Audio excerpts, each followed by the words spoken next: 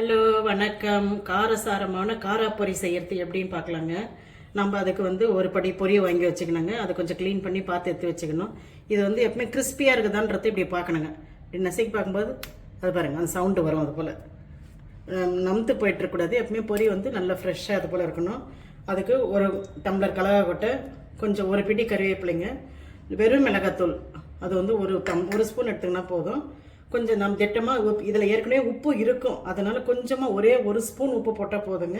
இதுக்கு பூண்டு தான் மெயின் இன்க்ரீடியண்ட்டு. பூண்டை நம்ம ஒரு கைப்பிடி பூண்டு அளவுக்கு நல்லா உரித்து இது போல் கொஞ்சம் நசுக்கி எடுத்து வச்சுக்கணும். ஒரு 3 ஸ்பூன் எண்ணெய் போட்டுக்கணுங்க. எண்ணெய் போட்டு நம்ம இப்போ பாருங்கள்,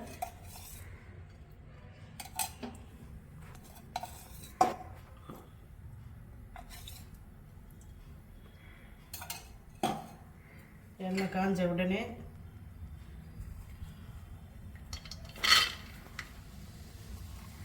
கலவை போட்டு நல்லா அப்படியே அந்த எண்ணெயிலே வறுத்துக்கினே இருக்கணும்.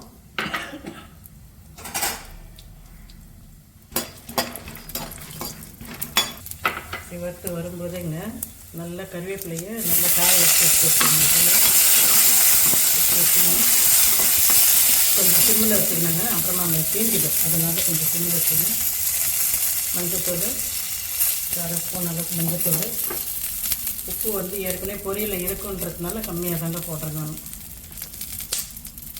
ஒரு 1/2 ஸ்பூன் அளவுக்கு உப்பு போட்டால் போதும்.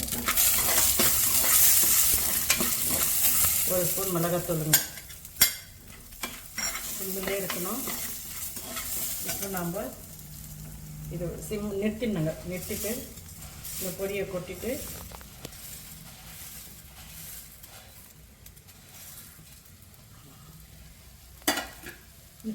பாருங்க. நான் எப்பவுமே பூண்டை நான் தனியாக தான் வதக்குவேங்க. ஏன்னா அந்த கலகாக்கொட்டையில் போட்டு வதக்கும்போது பூண்டு நான் எப்பவுமே தனியாக தாங்க. அதே போல் நான் கொஞ்சம் எண்ணெய் போட்டு நல்லா நசுக்கின பூண்டு இது போல் நம்ம போட்டு இது போல் வறுத்து எடுத்துக்கிறது. ஏன்னா கலகாக்கொட்டையிலே பூண்டு போட்டு எடுத்தோம்னா கொஞ்சம் நசுக்கு தெரியும். இதில் நல்லா முருவலாக ஆகிடுச்சு பாருங்கள். இப்போ இதில் நம்ம இப்படி கொட்டிட்டு